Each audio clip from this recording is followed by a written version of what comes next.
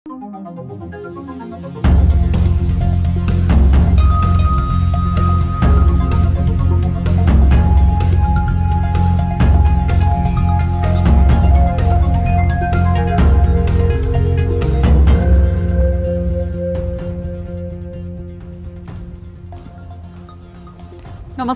यो news 24 television prime time न्यूजमा स्वागत छ। अमेरिकी सहयोग मिलेनियम च्यालेन्ज कर्पोरेसन एमसीसी को चर्चा लामो समयदेखि हुँदै आएको छ। अहिले पुनः यो विषय राजनीतिक वृत्तमा चर्चामा छ। केही विरोधमा छन् भने केही समर्थनमा। भोलि एमसीसी को उपाध्यक्ष फातेमा सुमारको टोली नेपाल आउँदैछ। त्यसअघि अमेरिकी सरकारले नेपालले स्पष्ट हुन चाहेका 11 मुद्दामा आफ्नो जवाफ पठाएको छ। अमेरिकाले एमसीसी बारे पटक पटक स्पष्ट पार्न खोजेको छ, तर नेपालमा एमसीसी को विरोधमा रहेकाहरू भने अमेरिकाको इन्डो पेसिफिक रणनीतिकै एउटा अङ्ग भएको दाबी गर्दछन्। नेपालले होशियारीपूर्वक एमसीसी बारे निर्णय लिनुपर्छ। यता संघीय संसदको नवौं अधिवेशन आजबाट आरम्भ भएको छ।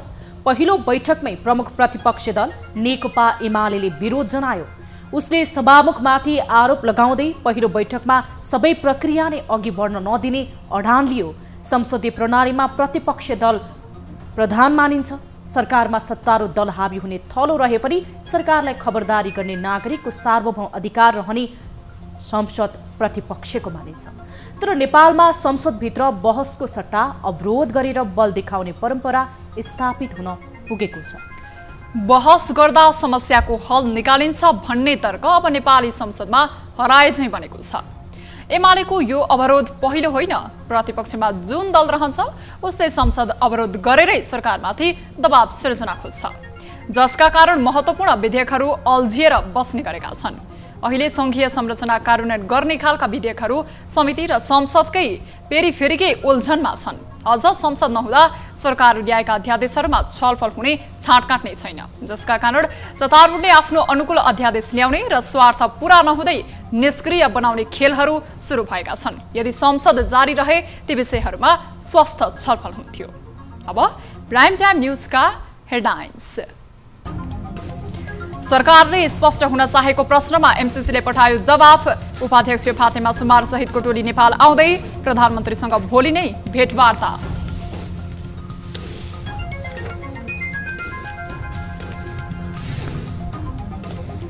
सांसदलाई कारबाही नगरेको भन्दै संसदमा सभामुख विरुद्ध एमाले आक्रामक। पहिलो बैठक नै अवरुद्ध। सत्ता गठबन्धनले प्रतिवाद गर्ने। यसमा संविधान छ, कानुन छ, ऐन छ, मर्यादा बाहिर नजानु होला। एमाले आफ्ना सांसदलाई संसद प्रवेशमा रोक लगाउन खोजेको प्रति एकीकृत समाजवादीको आपत्ति। संविधान र कानुन मान्न आग्रह। सदन सञ्चालनलाई सहज बनाउनलाई भूमिका खेल्नु पर्यो भन्ने कुरा हो। प्रधानमन्त्रीले त्यही आग्रह गर्नुभएको छ। सरकारले सहयोग गरे कालापानी, लिपुलेख र लिम्पियाधुरामा पनि जनगणना गर्न सकिने केन्द्रीय तथ्याङ्क विभागको भनाई। काठमाडौँमा प्रविधिको प्रयोग हुने। केन्द्रबाट पनि अरू सम्बन्धित मन्त्रालयहरूसँग हामी निरन्तर यसमा छलफल गर्छौँ। र भूतपूर्व गोर्खा सैनिकको माग पूरा गर्न बेलायत सरकार लचिलो। बेलायत सरकारले गोर्खा सैनिकहरूको पेन्सनमा वृद्धि गर्ने तयारी थालियो।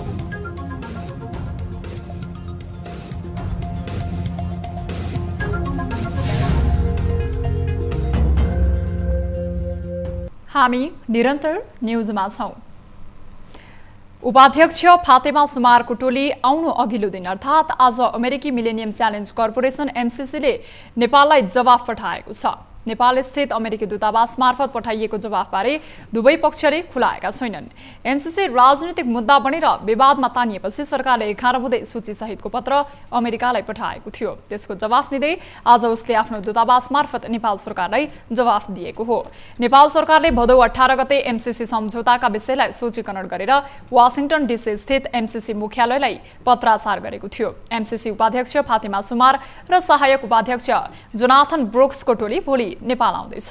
टोलीले भोलि नै प्रधानमन्त्री शेरबहादुर देउवासँग भेट गर्ने बताइएको छ।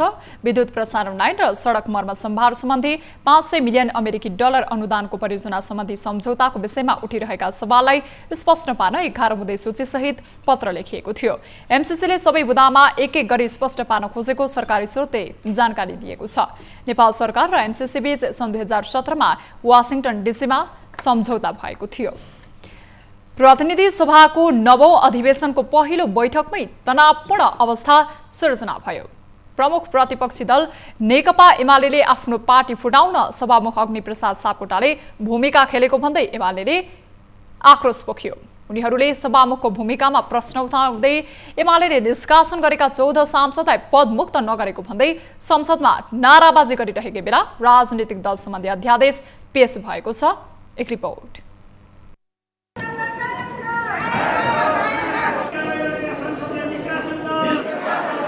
जब सभामुख अग्निप्रसाद सापकोटाले संसदको 9औं अधिवेशनमा उपस्थित सांसदहरूलाई स्वागत गरे, एमाले सांसदहरूले उठेर विरोध सुरु गरिहाले।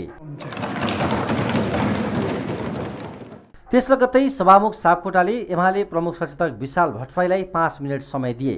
सो क्रममा उनले एमाले दलको अनुशासन उल्लङ्घनको अभियोगमा निष्कासन गरेका 14 सांसदको सूचना प्रकाशित नगरेको भन्दै सभामुख सापकोटाप्रति असन्तुष्टि पोखे। उनले सभामुखले एमालेसँग अरू दललाई जस्तै समान व्यवहार नगरेको र एमाले विभाजन गर्न सारथी बनेको भन्दै त्यसको जवाफ माग गरे। सम्माननीय सभामुख महोदय, तपाईले नेकपा एमाले कारबाही गरेका आफ्ना सांसदहरूको हकमा उनीहरूलाई बचाउन र नेकपा एमाले टुक्र्याउन किन एउटा सहयोगीको भूमिका निर्वाह गर्नुभयो? किन सारथीको भूमिका निर्वाह गर्यो? दल विभाजनका लागि तपाईँ किन मतियार बन्नुभयो भन्ने प्रश्न आज सम्मानित संसद समक्ष हामी जोरदार रूपमा उठाउन चाहन्छौँ। सभामुख सापकोटाले एमाले उठाएको प्रश्नको जवाफ दिँदै आफूले प्रचलित कानुन अनुसार नै निर्णय गरेको र सो विषय अहिले सर्वोच्च अदालतमा विचाराधीन रहेकाले बोल्न नमिल्ने भन्दै सांसदहरूलाई आश्वस्त पार्न प्रयास गरे। मान्य सदस्यहरू, यसै बैठकमा प्रमुख प्रतिपक्षले उठाएको विषयको सन्दर्भमा मैले प्रचलित कानुनको प्रावधानका आधारमा रही निर्णय लिएको हो। हाल यो विषय सम्मानित सर्वोच्च अदालतमा विचाराधीन रहेको छ। साथै नेपालको संविधानको धारा 105 ले अदालतमा विचाराधीन मुद्दाहरूको सम्बन्धमा संघीय संसदको कुनै सदनमा छलफल गर्न बन्देज गरेको व्यवहार जानकारी गराउँछु। त्यसैगरी प्रतिनिधि सभा नियमावली 2075 को नियम 21 को खण्ड ख, ग र घ का प्रावधानहरू समेत यहाँहरूलाई जानकारी छ भन्ने कुरामा म विश्वस्त छु। तर एमाले सांसदहरूको नाराबाजी रोकिएन। सभामुखले सांसदहरूलाई संसदको गरिमा भन्दा बाहिर नजान चेतावनी नै दिए। मान्य सदस्यहरू, देशमा संविधान छ, कानुन छ, ऐन छ, मर्यादा बाहिर नजानु होला। एमाले सांसद विरोधमै रहेपछि सभामुखले 15 मिनट बैठक स्थगन गरे। संसदको दोस्रो र तेस्रो बैठक पनि एमाले अवरोधका कारण चल्न सकेन। एमाले सांसदले नाराबाजी गरिरहँदा दलका नेता केपी शर्मा ओली भने आफ्नो कुर्सीमा बसिराखेका थिए। होहल्ला र नाराबाजी बीचमै तेस्रो बैठकमा गृहमन्त्री बालकृष्ण खाँडले राजनीतिक दल सम्बन्धी अध्यादेश पेश गरे। नेपालको संविधानको धारा 114 उपधारा 1 बमोजिम राजनीतिक दल सम्बन्धी दोस्रो संशोधन अध्यादेश 2078 जारी भएको र यो अध्यादेश सभा समक्ष प्रस्तुत गर्दछु। उता राष्ट्रिय सभा बैठकमा पनि एमाले अवरोध गर्यो। प्रतिनिधि सभा र राष्ट्रिय सभाको अर्को बैठक एमाले अवरोधपछि भदौ 25 गते बस्ने गरी स्थगित भएको छ। दर्जन बढी अध्यादेश पेश गर्ने कार्यसूची रहे पनि अवरोधका कारण प्रतिनिधि सभामा ती अध्यादेश पेश हुन सकेन। प्रतिपक्षी दलका रूपमा एमाले सदन र सडक दुवैमा सरकार र सभामुख विरुद्ध खरो रूपमा उत्रिने सङ्केत गरेको एमाले आगामी दिनमा सरकारका लागि थप चुनौतीपूर्ण हुने पक्का छ। न्युज 24 टेलिभिजनका लागि टिभी जर्नालिस्ट जगन्नाथ दुलालको रिपोर्ट। प्रमुख प्रतिपक्षी दल नेकपा एमाले संसदमा अवरोध गरेपछि सत्तारूढ गठबन्धन रोष्ट बनेको छ। संसद बैठक स्थगित भएपछि नेताहरू आरोप प्रत्यारोपमा उत्रिएका थिए। सत्तारूढ दलका नेताहरूले एमाले संसदीय मर्यादा विपरीत संसद अवरोध गरेको र यसको कुनै अर्थ नभएको टिप्पणी गरेका छन्। संसद अवरोधपछि बाहिरिने क्रममा एकीकृत समाजवादीका अध्यक्ष माधव कुमार नेपालले आफ्ना 14 सांसदमाथिको कारबाहीको माग गर्नुको कुनै अर्थ नरहेको बताउनुभयो। यसको अर्थै छैन, किन भन्दाखेरि संविधान बमोजिम, सर्वोच्च अदालतको फैसला बमोजिम हामी पुरै वैधानिक छौँ र कुनै किसिमको चाहिँ हामी माथि विप नलाग्ने भन्ने सर्वोच्चको फैसला प्रष्ट छ। त्यस्तै अर्को सत्तारूढ दल नेकपा माओवादी केन्द्रले सांसद वर्षमान पुनले एमाले संसदीय मर्यादा विपरीत सदन अवरुद्ध गरेको बताउनुभयो। उहाँले आचरणसँग सम्बन्धित बाहेक अन्य विषयमा सभामुखको विषयमा प्रश्न उठाउन नपाइने व्यवस्था रहे पनि एमाले त्यसलाई स्वीकार गर्न नसकेको प्रतिक्रिया दिनुभयो। आचरण सम्बन्धी विषय बाहेक सभामुखले गरेका निर्णयहरू या सभामुखको आलोचना गर्न मिल्दैन। यो संसदीय सर्वोच्चता हो। यसो गर्दै गयो भने संसद नै चल्दैन। एउटा मर्यादा हामीले नै निर्धारण गरेका छौँ। सर्वसम्मत ढङ्गले हामीले नियावली बनाएका छौँ। तर एमाले सांसद खगराज अधिकारीले भने कानुन नियम लोकतान्त्रिक व्यवस्था विपरीत सभामुखले काम गरेकोले सदन अवरुद्ध गरेको र माग पूरा नभएसम्म सदन चल्न नदिने चेतावनी दिनुभयो। व्यवस्था लोकतान्त्रिक गणतन्त्रमाथि मर्का पार्ने गरी निर्दलीय परिपाटीसँग जानेर कुनै दलको मुखपत्र सभामुख भइन्जेलसम्म कुनै दलको निजी व्यक्ति भइन्जेलसम्म संसद चल्न सक्छ।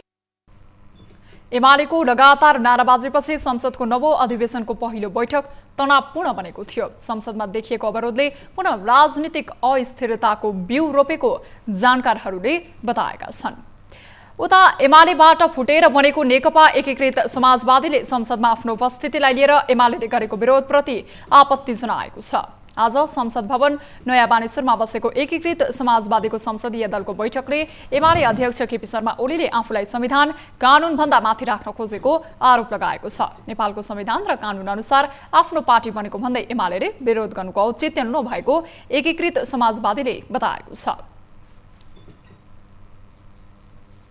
संवैधानिक अख्तियार यो अनेकौं ठाउँमा हो। त्यो चिजबाट चारैतिरबाट परास्त हुँदा हुँदा हुँदा अहिले एउटा अन्तिम बिन्दु के भन्दा पार्टी दर्ता गर्न नदिनको लागि खेल खेल्नलाई हामी 14 जनालाई निष्कासन गर्ने यो ढङ्गबाट चाहिँ जुन प्रयत्न भयो त्यो पनि असफल भयो। हामीले 2 गते निवेदन दिएर 9 गते पार्टीको दर्ता पायौँ। त्यहाँ असफल बनाउने प्रयत्न गरियो, त्यहाँ पनि उनीहरू असफल भए। नेकपा एकीकृत समाजवादी जिम्मेवार पार्टी भएकोले संसदमा प्रभावकारी रूपमा भूमिका निर्वाह गर्ने निर्णय पनि गरेको छ। बैठकले संसदीय दलको विधान सुझाव सहित पारित गरेको छ।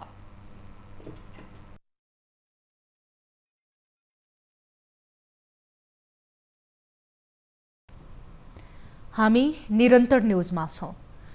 प्रमुख प्रतिपक्षी दल नेकपा एमाले संसद बैठक अवरुद्ध पारेपछि सत्तारूढ गठबन्धनको बैठक बसेको छ। बैठकले प्रतिपक्षको विरोधको सामना गर्ने निर्णय गरेको छ। सिंहदरबारमा आज बसेको गठबन्धनको बैठकले संसदको चालू अधिवेशनबाट महत्त्वपूर्ण विधेयक अघि बढाउनका लागि पनि संसद बैठक सञ्चालन गर्नुपर्ने निष्कर्ष निकालेको छ। अध्यादेश लगायत संसदको प्रक्रियामा रहेका विधेयकलाई अघि बढाउनु पर्ने भएकाले सहमति नै संसदलाई अघि बढाउनु पर्ने गठबन्धनको ठहर छ। बैठकमा अन्तर्वस्तुमा असहमति भए पनि विधि र प्रक्रियामा सहमति खोज्न प्रधानमन्त्री शेरबहादुर देउवाले आग्रह गर्नुभएको नेकपा माओवादी केन्द्रका प्रमुख सचेतक देव गुरुङले जानकारी दिनुभएको छ। सुचारू रूपले सञ्चालन गर्नुपर्छ। अध्यादेशहरू छ, अर्जेन्ट अध्यादेशहरू छ, अत्यावश्यक विधेयकहरू चाहिँ छन्। त्यसकारणले गर्दाखेरि अब सत्ता पक्ष विपक्ष सबै मिलेर चाहिँ सदन चलाउनु पर्ने आवश्यकता हो। अन्तर्वस्तुमा विमति हुन सक्छ, तर विधिमा प्रक्रियामा सिस्टममा सहमति गरेर जाउँ भनेर सबैसँग आग्रह गरेर चाहिँ सदन सञ्चालनलाई सहज बनाउनलाई भूमिका खेल्नु पर्यो भन्ने कुरा हो। प्रधानमन्त्रीले त्यही आग्रह गर्नुभएको छ। सांसदलाई पदमुक्त नगरेको भन्दै प्रतिपक्ष एमाले विरोध जनाउँदै आएको छ। गठबन्धनले मन्त्री परिषद विस्तारको बारेमा पनि छलफल गरेको छ। कांग्रेस र माओवादी तयार रहे पनि माधव नेपाल नेतृत्वको नेकपा एकीकृत समाजवादी र जनता समाजवादी पार्टीले आन्तरिक ठुङ्गो लगाउन नसक्दा मन्त्री परिषद विस्तार हुन सकेको छैन। अल्पमतमा परिसकेको बागमती प्रदेश सरकारकी मुख्यमन्त्री अष्टलक्ष्मी साक्यले मन्त्री परिषद विस्तार गर्नुभएको छ। आज मुख्यमन्त्री साक्यले 6 मन्त्री र 4 जना राज्य मन्त्री नियुक्त गर्नुभएको हो। नवगठित मन्त्री परिषदमा अजय क्रान्ति साक्य आन्तरिक मामिला तथा कानून मन्त्री बनेका छन् भने त्यस्तै केशव खड्का भौतिक पूर्वाधार विकास मन्त्री बनेका छन् भने रचना खड्का आर्थिक मामिला तथा योजना मन्त्रीमा नियुक्त हुनुभएको छ। त्यस्तै विजय सुवेदी सामाजिक विकास मन्त्री र शान्ति प्रसाद पौडेल उद्योग पर्यटन वन तथा वातावरण मन्त्री बन्नुभएको छ। त्यस्तै स्वास्थ्य मन्त्रालयको जिम्मेवारी प्रदीप कुमार कटवाल छेत्री र भूमि व्यवस्था कृषि तथा सहकारी मन्त्रालयको जिम्मेवारी चन्द्र लामालाई दिएको छ। यसैबीच जुनेली श्रेष्ठ, बद्री मैनाली, जीवन खड्का र सरस्वती बाटेलाई राज्यमन्त्रीमा नियुक्त भएका छन्। नवनियुक्त 6 मन्त्री र 4 जना राज्यमन्त्रीले बुधबार शपथ लिएका छन्। आज नियुक्ति भएका 7 मन्त्री र 4 जना राज्यमन्त्रीसँगै बागमती प्रदेशको मन्त्री परिषद 12 सदस्यीय भएको छ। नेकपा एमालेका सांसद सोमप्रसाद पाण्डे र शारदा देवी भट्टले नेकपा एकीकृत समाजवादी पार्टीमा सांसद कायमका लागि माग गर्दै सर्वोच्च अदालतमा रिट दर्ता गराउनु भएको छ। ढिलो गरी शनाखतका लागि गएका पाण्डे र भट्टलाई निर्वाचन आयोगले समावेश गरेको थिएन। प्रतिनिधि सभा सदस्य पाण्डे र राष्ट्रिय सभा सदस्य भट्टले सर्वोच्च अदालतमा दिएको रिटमा आफूहरूले समयमा नै एकीकृत समाजवादी रोजे भने निर्वाचन आयोगले शनाखत नगरिदिएको भन्दै एकीकृत समाजवादी दल कायम गर्न आन्तरिक आदेश माग गरेका छन्। उनीहरूले हालसम्मको अभिलेखमा आफूहरू एमाले सांसद रहेको भन्दै मुद्दाको अन्तिम किनारा नलाग्दासम्म आफूहरूमाथि एमाले नै गर्न सक्ने कारबाही रोक्न पनि अन्तरिम आदेश माग गरेका छन्। निर्वाचन आयोगले नेकपा एकीकृत समाजवादी रोजेका केन्द्रीय सदस्य र सांसदलाई शनाखत गर्न बोलाउँदा पाण्डे र भट्ट पनि आयोग कार्यालय पुगेका थिए, तर पहिले दिएको निवेदनको नाम नरहेको भन्दै आयोगले उनीहरूको नाममा शनाखत गर्न अस्वीकार गरेको थियो।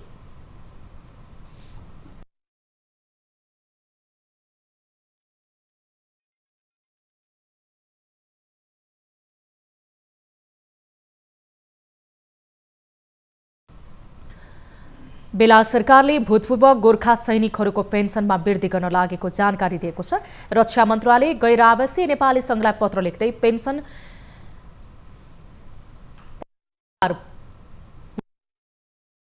वृद्धि गर्न सरकार तयार रहेको जनाएको छ। तर सन् 1997 भन्दा पहिला सेवानिवृत्ति भएका गोर्खा सैनिकको समान पेन्सनको मागबारे भने पत्रमा उल्लेख छैन।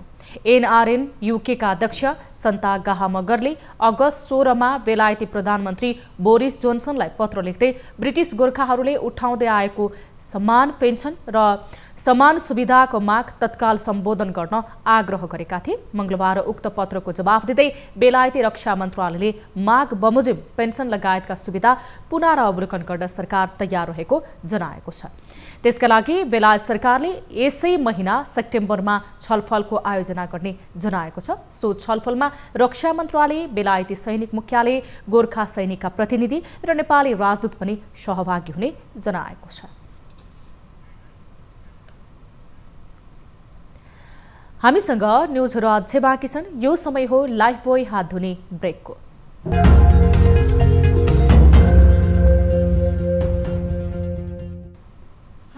निरन्तर न्युजमा छौं। मेरो गणना मेरो सहभागिता। राष्ट्रिय जनगणना 2078 मूल नारा रहेको जनगणना कोरोना संक्रमणका कारण तोकिएको समयभन्दा 5 महिना ढिला सञ्चालन हुँदैछ। यसपटकको जनगणनामा केही नयाँ तथ्याङ्कहरू सङ्कलन गरिनुका साथै काठमाडौँमा पहिलो पटक प्रविधिको प्रयोग गर्दै पेपरलेस जनगणना हुँदैछ। यसपटक यसअघिको गणनामा नेपालको नक्सामा छुटेर थप गरिएको लिपुलेख, लिम्पियाधुरा र कालापानी क्षेत्रको जनगणना के हुन्छ? धेरैको चासो छ। एक रिपोर्ट। मुलुक संघीयतामा गएपछि पहिलो पटक हुन लागेको 12औं राष्ट्रिय जनगणना कार्तिक 25 देखि मङ्सिर 9 गतेसम्म सञ्चालन हुने भएको छ। गत जेठ 25 गतेदेखि असार 8 गतेसम्म सञ्चालन गर्ने भनिएको जनगणना कोभिडका कारण स्थगित गरिएको थियो। यसपटक हुने जनगणनामा यसअघि छुटेको नेपाली भूभागको जनगणना हुन्छ कि हुँदैन चासोका साथ हेरिएको छ। उसो त नेपालको सो भूभाग अहिले पनि भारतीय सेनाले अतिक्रमण गरेर बसिरहेको छ। नेपाली भूभाग कालापानी, लिपुलेख र लिम्पियाधुरामा जनगणनाका लागि एक्लो प्रयासबाट मात्रै त्यहाँको जनगणना सङ्कलन गर्न असम्भव भएको केन्द्रीय तथ्याङ्क विभागको भनाइ छ। यो अहिले चाहिँ अहिले एकदमै सेन्सिटिभ विषय छ। यहाँहरू सबैले जान्नुभएको कुरो हो, हामीले पनि जानेकै कुरा हो। तथ्याङ्क विभाग मात्रै गएर त्यहाँ जनगणना गराउन सक्ने अवस्था पनि छैन। रियालिटी हामीले मान्नुपर्छ होइन। हाम्रा गणकहरू मात्र गर्न सकिँदैन। तर अहिले हाम्रो जुन स्थानीय तह छ, स्थानीय सरकार छ, जिल्लाको चाहिँ नि सिडिओ साहेबहरू हुनुहुन्छ, प्रदेश सरकार छ र केन्द्रबाट पनि अरू सम्बन्धित मन्त्रालयहरूसँग हामी निरन्तर यसमा छलफल गर्छौँ। 2077 जेठ 7 गते सरकारले जारी गरेको राजनैतिक र प्रशासनिक नक्सामा कालापानी, लिम्पियाधुरा र लिपुलेक लगायतका भूभाग समेटिएको थियो। जनगणनामा 80वटा प्रश्नावली समेटिएका छन्, जसमा 12वटा प्रश्नावली थप गरिएको छ। नेपाल बहुभाषा बोलिने मुलुक भएकोले भाषामा रहेको नागरिकको मातृभाषा र दोस्रो भाषा प्रश्नावली यथावत राख्दै पुर्खाको भाषा थप गरिएको छ। अब नेवार भएर नेवारी मेरो मातृभाषा चाहिँ भन्ने, नेवारी बोल्न नजान्ने हो भने त पछि गएर त्यो भाषै लोप भएर जान्छ नि त। भाषालाई संरक्षण गर्नको लागि पनि यी तथ्याङ्कहरू चाहिँ उपयोगी होस् भन्ने हिसाबले हामीले पुर्खाको भाषा पनि यसपालि थप नयाँ प्रश्न सोधेका छौँ। पुर्खाको भाषा पहिला 2टा प्रश्न थियो, तपाईँको मातृभाषा के हो, तपाईँले बोल्न जान्ने, अरू दोस्रो भाषा के हो। अब 3टा प्रश्न रह्यो, एउटा पुर्खाको भाषा के हो, मातृभाषा के हो र दोस्रो भाषा के हो। विभागले 5 वर्ष मुनिका बालबालिकाको जन्म दर्ता गरिएको छ वा छैन भनेर पहिलो पटक तथ्याङ्क सङ्कलन गर्दैछ। यस्तै नयाँ थप गरिएका प्रश्नावलीमा बैंक वित्तीय संस्थामा नागरिकको पहुँच, घर निर्माण हुनुको प्रायोजन, सरकारी अनुदानबाट बनेका घर, सामुदायिक रूपमा बाहुल्यता, आप्रवासी नेपालीको गणना गर्ने लगायतका प्रश्नावली यसपटक जनगणनामा थप गरिएको छ। यो जनगणना यस अघिको जनगणना भन्दा करिब 250% खर्चिलो हुने भएको छ। यसअघि 2068 सालमा जनगणना गर्दा 1 अर्ब 50 करोड खर्च भएको थियो भने यस जनगणनामा करिब 5 अर्ब खर्च हुने अनुमान गरिएको छ। जनगणनामा 39,000 गणक तथा 8,000 भन्दा धेरै सुपरिवेक्षक रहनेछन्। अनुमानित 70 लाख परिवार र 3 करोड नेपालीको जनगणना 15 दिनको कार्य अवधिमा सम्पन्न गर्ने गरी केन्द्रीय तथ्याङ्क विभागले कार्यतालिका सार्वजनिक गरेको हो। यस्तै आगामी भाद्र 30 देखि आश्विन 18 गतेसम्म घर परिवार सूचीकरण कार्य गरिने विभागले जनाएको छ। जनगणना सार्वजनिक सम्पत्ति निर्माण कार्य मानिन्छ, जसका आधारमा सरकारले कुनै पनि योजना बनाउँदा प्राथमिकता निर्धारण गर्ने गर्छ। त्यसैले पनि आम नागरिकको अपनत्व र सहभागिताको लागि विभागले ध्यान दिन जरुरी छ। न्युज 24 टेलिभिजनका लागि क्यामेरामा मदन सापकोटाका साथ TV journalist Upendra psycho report. नेपालमा बुधबार थप 1640 जनामा कोरोना भाइरसको संक्रमण पुष्टि भएको छ। देशभर गरिएको 9767 पीसीआर परीक्षणका क्रममा 1347 र 3688 एन्टिजन परीक्षणका क्रममा 293 जनामा कोरोना संक्रमण पुष्टि भएको स्वास्थ्य मन्त्रालयले जनाएको छ। यो सँगै नेपालमा कोरोना संक्रमितको कुल संख्या 8,59,535 पुगेको छ। त्यस्तै कोरोनाका कारण थप 10 जनाको मृत्यु भएको छ। नेपालमा कोरोनाका कारण हालसम्म 10,889 जनाको मृत्यु भएको छ। त्यस्तै 2161 संक्रमित कोरोना मुक्त हुँदा हालसम्म नेपालमा 7,33,161 संक्रमित कोरोना मुक्त भएका छन्। हाल 29,479 सक्रिय संक्रमित आइसोलेसनमा र 256 जना क्वारेन्टिनमा छन्। सेवाग्राहीलाई सहज तुल्याउन नापी कार्यालय भैरहवाले करिब 5 लाखको लागतमा फाइल ट्र्याकिङ सिस्टम सफ्टवेयर मार्फत डिजिटल सेवा सुरु गरेको छ। यो प्रविधिले सेवाग्राहीले आफ्नो पालो, कुन कर्मचारीले काम गर्दैछन्, कति काम भयो र कति समय लाग्छ भन्ने डिस्प्ले हेरेर थाहा पाउन सक्नेछन्, जसले नापी कार्यालयमा हुने भिडभाड घट्नुका साथै सेवा प्रवाह छिटो, छरितो र पारदर्शी हुने अपेक्षा गरिएको छ। एक report. File tracking system software मार्फत सुरुमा सेवाग्राही कार्यालयको सोधपुछ कक्षमा आफ्नो कागजात बुझाउँछन्। त्यहाँ कर्मचारीले सेवाग्राहीको नाम, मोबाइल नम्बर र कामको प्रकृति सफ्टवेयरमा इन्ट्री गर्छन्। कर्मचारीले कागजात ठिक छ छैन भनेर जाँच गरी तोक लगाउन अधिकृत स्तरको कर्मचारीकोमा लैजान्छन्। सफ्टवेयरमा इन्ट्रीपछि सेवाग्राहीले आफ्नो फाइल कति नम्बरमा, कुन फाँटमा, कुन कर्मचारीले जाँच गरिरहेका छन् भन्ने डिस्प्लेमा हेर्न पाउँछन्। अधिकृतले कागजात जाँच गरेपछि शनाखतका लागि सेवाग्राहीको मोबाइलमा अटोमेटिक म्यासेज जान्छ। शनाखतपछि प्रमाणीकरण हुन्छ र चलानी शाखामा पठाइन्छ।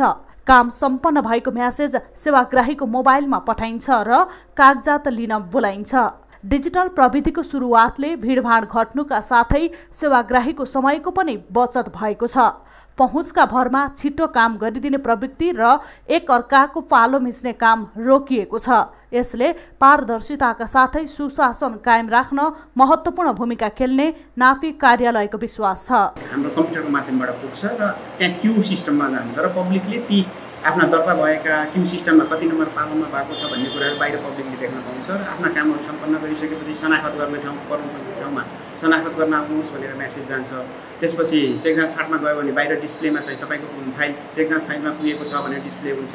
विगतमा नापीमा सेवाग्राही भिड अत्यधिक हुनुका साथै पहुँचका भरमा काम हुने सेवाग्राहीको गुनासो थियो। डिजिटल प्रविधिबाट सेवा सुरु भएसँगै यो समस्या हटेको सेवाग्राही बताउँछन्। मोबाइलमा चाहिँ अब के काम भइरहेको छ त भनेर त्यहाँ टाइममा मेसेजहरू आउँदो रहेछ। मेरो मोबाइलमा पनि 2-3 खेप यहाँ मेसेज आएको छ, जसले गर्दाखेरि मेरो काम चाहिँ भइरहेको रहेछ भन्ने कुराको जानकारी मलाई भयो सायद। अनि त्यसपछि फेरि त्यहाँ राखेका 2टा त्यो टिभी स्क्रिनहरू छन्, त्यहाँ पनि त्यो आफ्नो नाम लगायत आफू फाइल कहाँ गइरहेछ त्यसको डिस्प्ले त्यहाँ भइरहेको हुँदो रहेछ। यो सफ्टवेयर मार्फत कार्यालय प्रमुखले कर्मचारीको कार्य सम्पादन र प्रक्रिया पनि एकै ठाउँबाट मोनिटरिङ गर्न सक्नेछन्। यसले सेवा प्रवाहलाई थप चुस्त दुरुस्त राख्ने अपेक्षा गरिएको छ। भैरहवाको नापी कार्यालयले जस्तै अन्य कार्यालयले पनि यस्तै प्रविधिको प्रयोग गर्ने हो भने सेवा प्रवाहसँगै पारदर्शिता र सुशासन कायम हुने थियो कि। न्युज 24 टेलिभिजनका लागि रूपन्देहीबाट टिभी जर्नलिस्ट प्रकाश न्यौपानेको रिपोर्ट। हामी निरन्तर न्युजमा छौं।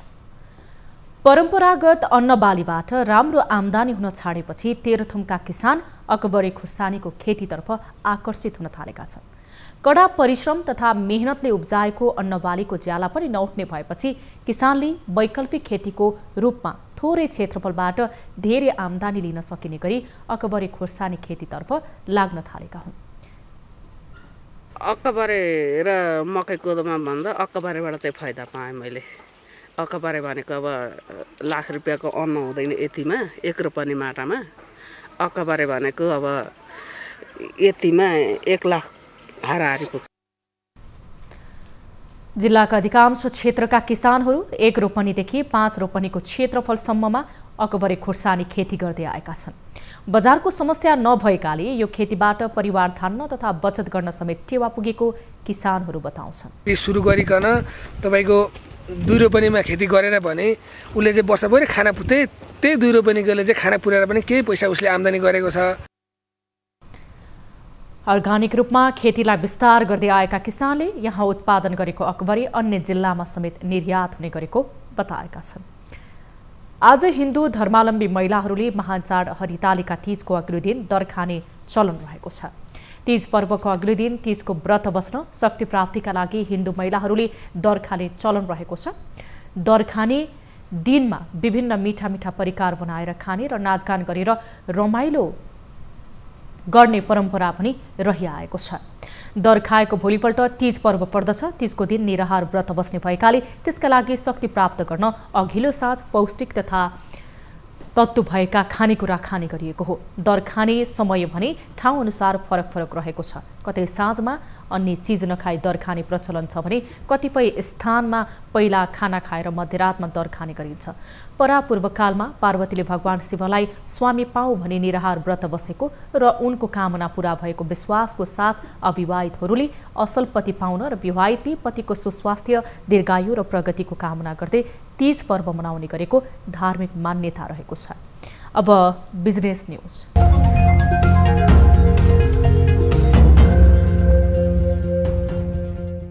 बुधबार शेयर बजार 60 अङ्कले घटेको छ।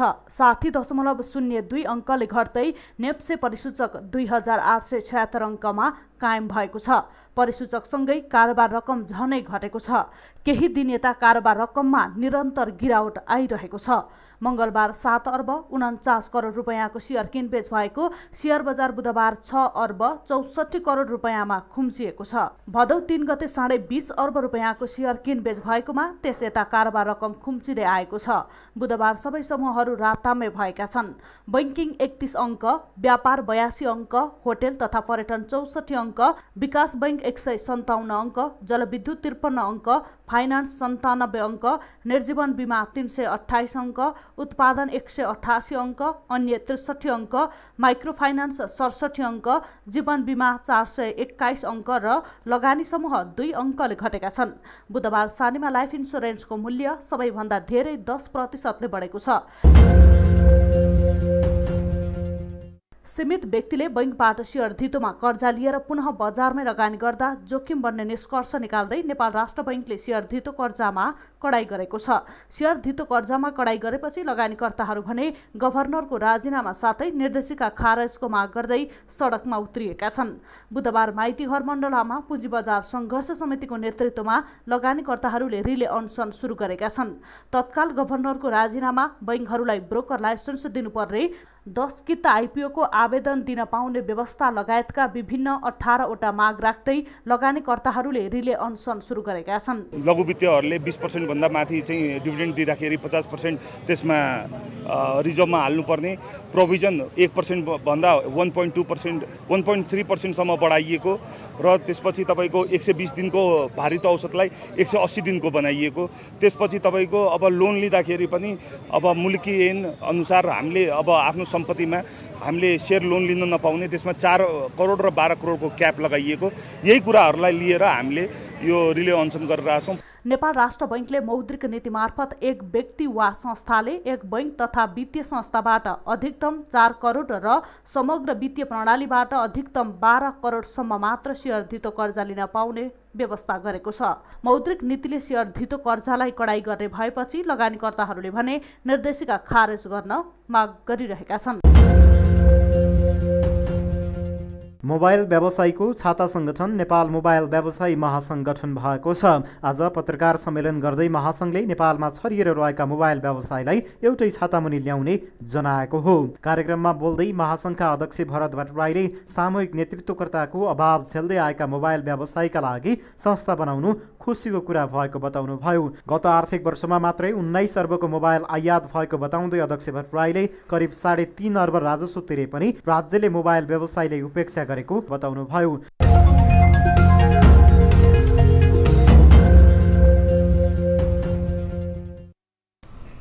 हामीसँग न्युजहरू अझै बाँकी छन्। यो समय हो लाइफ बोय हात धुने ब्रेकको।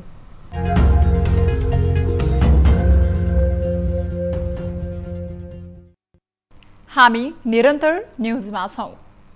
अब स्पोर्ट्स न्युज।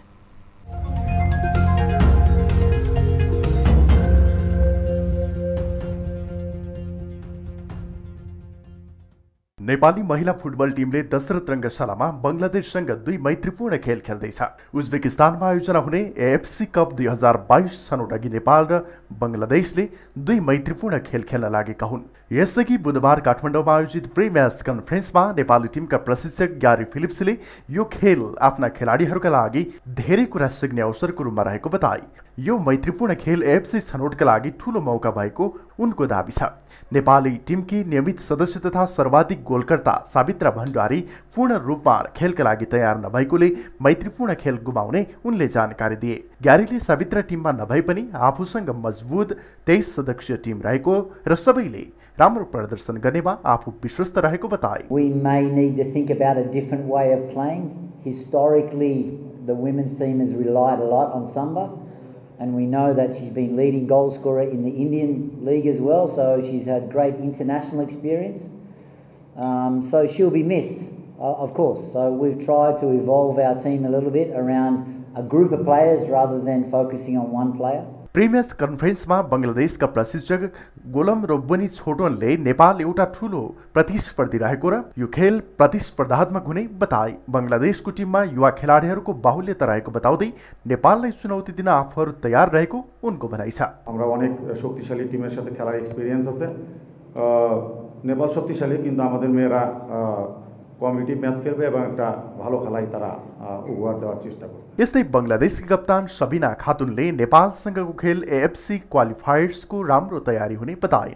नेपाल र बङ्गलादेश बीचको खेल भदौ 24 र 27 गते दशरथ रङ्गशालामा आयोजना हुने अखिल नेपाल फुटबल संघ एन्फाले जनाएको छ।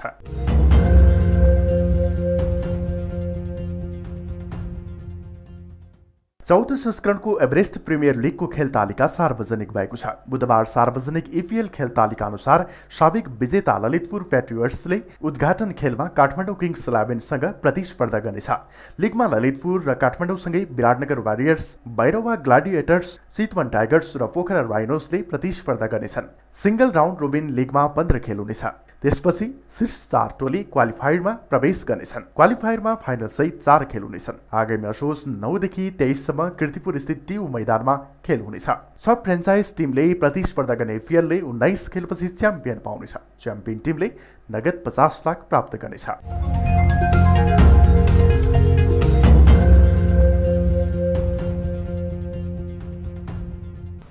अब वेदर अपडेट।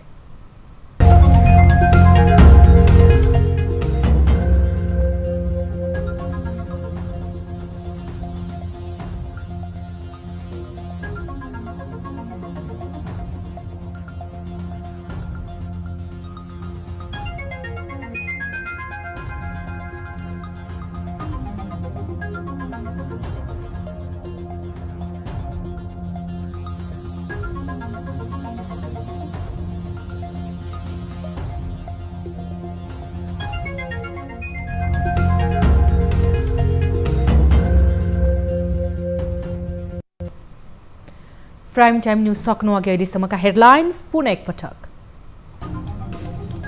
सरकारले स्पष्ट हुन चाहेको प्रश्नमा एमसीसीले पठायो जवाब। उपाध्यक्ष फातिमा सुमार सहितको टोली नेपाल आउँदै प्रधानमन्त्रीसँग भोलि नै भेटवार्ता।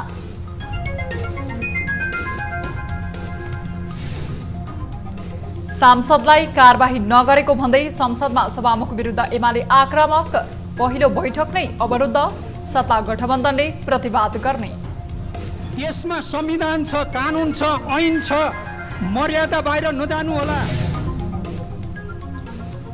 एमाले आफ्ना सांसदलाई संसद प्रवेशमा रोक लगाउन खोजेपछि एकीकृत समाजवादीले आपत्ति। संविधान र कानुन मान्न आग्रह। हामीले 2 गते निवेदन गरेर 9 गते पार्टीको दर्ता पायौं। त्यहाँ असफल बनाउने प्रयत्न गरियो, त्यहाँ पनि उनीहरू असफल भए। सरकारले सहयोग गरे। कालापानी, लिपुलेक र लिम्पियाधुरामा पनि जनगणना गर्न सकिने केन्द्रीय तथ्याङ्क विभागको भनाई। काठमाडौँमा प्रविधिको प्रयोग हुने। केन्द्रबाट पनि अरू सम्बन्धित मन्त्रालयहरूसँग हामी निरन्तर यसमा छलफल गर्छौँ। र भूतपूर्व गोर्खा सैनिकको माग पूरा गर्न बेलायत सरकार लचिलो। बेलायत सरकारले गोर्खा सैनिकहरूको पेन्सनमा वृद्धि गर्ने तयारी थाल्यो।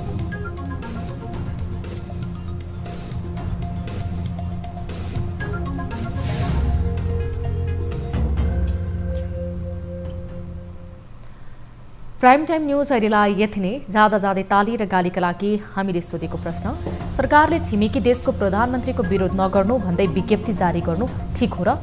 हो भन्नेले तालीमा र होइन भन्नेले गालीमा भोट गर्न सक्नुहुनेछ हाम्रो पात्रोको एप्लिकेसन मार्फत।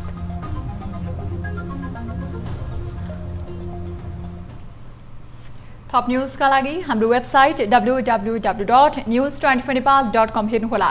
साथै हामीलाई फेसबुक, ट्विटर र युट्युबमा पनि फलो गर्न सक्नुहुनेछ। यस्तै मोबाइल, भाइबर र इमेलबाट न्यूज 24 टेलिभिजनको हेल्पडेस्कमा कुनै समस्या र गुनासो छन् भने प्रत्यक्ष रूपमा सम्पर्क राख्न सक्नुहुनेछ। हामी निरन्तर न्यूजमा छौं। नमस्ते।